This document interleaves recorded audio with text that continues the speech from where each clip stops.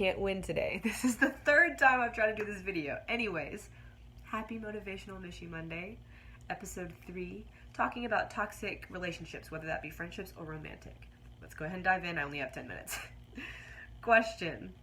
Can you personally tell when you're in a toxic relationship, or does it take someone on the outside to tell you and let you know?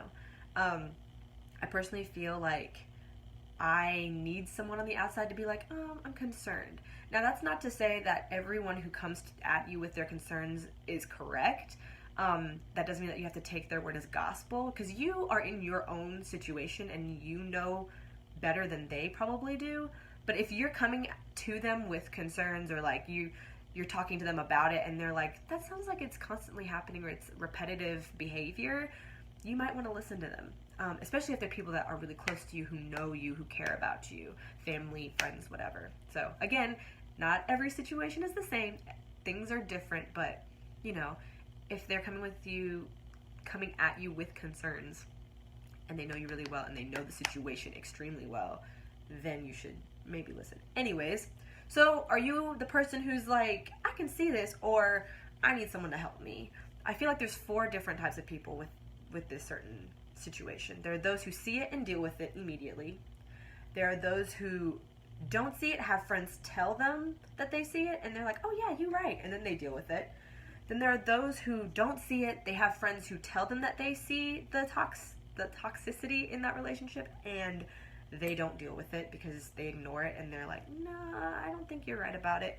Or they see it and they don't deal with it. And I feel like the people who don't deal with it, whether they see it or whether they are told about it, I feel like they don't deal with it because of certain circumstances, because they don't want to be lonely. Especially if you're in a romantic relationship, it's like, oh, but like they love me and I don't want to be alone. Or maybe you're attached to that person because you've been with them for so long, but be it a friend or a relationship, romantic relationship partner. If you've been with them for that long, maybe you're just attached at that point, and so you feel like you shouldn't do anything, or you can't do anything. So those are the 4 types of people, and I think there are 3 signs. These aren't the major ones, but these are the 3 that I thought of, and I feel like they're rooted in fear. The first one being major insecurity. If this person is making you feel extremely insecure on purpose, constantly, that's pretty toxic. If you go to that person, you're like, hey, like, I mean, you know, if you go to that person and you're like, I feel like this is making me insecure, and they change, great. But if you go to them and they're like, oh yeah, and then they don't change, or they're constantly bringing it up and saying, oh, but I'm just kidding, right? Like, that may not be a good thing. I'm not talking about small insecurities of like, oh, like, my friend looks good today and I look like crap. Like, that happens every once in a while. I'm talking hella insecure, Issa Rae insecure stuff. You know what I mean? So if they're purposely doing that to you and making you feel that way, it's probably not a good relationship to be in. When you can't communicate to that person, or if that person makes you feel stupid for communicating your feelings to them all the time, you know, that's number 2 right there. Communication is key, be it friendship or romantic relationship. It is key, and I'm still learning this. Like, every once in a while you'll have a fear of communicating, and that's okay, that's normal. But if it's a every time thing, like, I just don't want to talk to them because they're going to get mad at me, or like they're going to leave me, or whatever. Like, if it's a fear, or even if it's a fear like to the extreme for your safety, you're afraid that they could possibly harm you in a physical way if you say something, which is possible, that's really toxic. And then the third thing being a disturbance of your peace. If you get that text from that person, you're like, let's hang out, and you're like, yeah, and you know it's going to disturb your peace of mind, knowing you're going to go hang out with that person and you're going to feel insecure, you're going to feel stupid, they're going to make you do things you don't want to do, and they make you feel bad about who you are.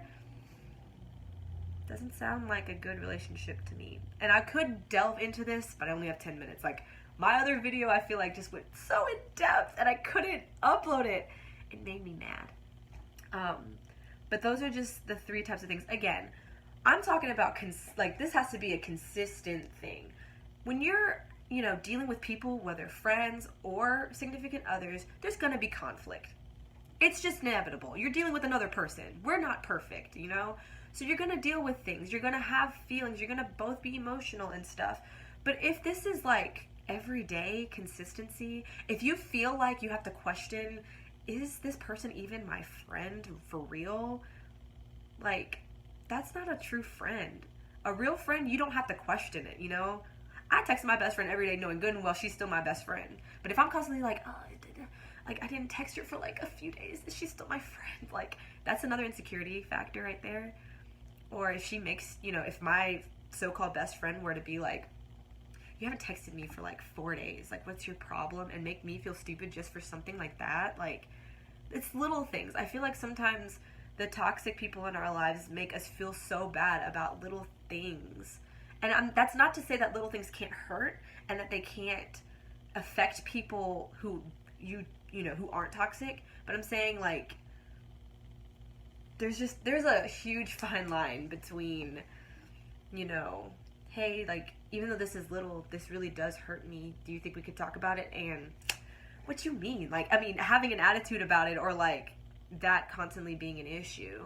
I feel like, again, a huge factor in a toxic friendship or relationship is when it's very, very consistent and it's extremely uncomfortable for you, and there's insecurity, no good communication, and a disturbance of your peace of mind. So, I just feel like this video wasn't as good. There wasn't much depth to it. The other one had so much depth. Anyways, those are the things that I feel like are signs of a toxic relationship. So, again, I'm not the guru for this. You guys probably have more, you know, signs for me to check out to understand this.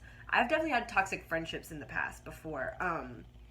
And I remember just feeling all of these things. Like, I couldn't talk to that friend about how I was feeling, and I wasn't at peace when I was with them. And I felt insecure about myself. People, you can feel insecure about yourself, but this was like major. You'll know. I feel like I can't describe the insecurity that you feel when you're in a toxic friendship. You know what I mean? So yeah, those are just some things. Get out of those toxic friendships and relationships. You don't have time for that. You are worth more than that, my friend. Okay? Again, this was like just touching the surface, but I only have 10 minutes.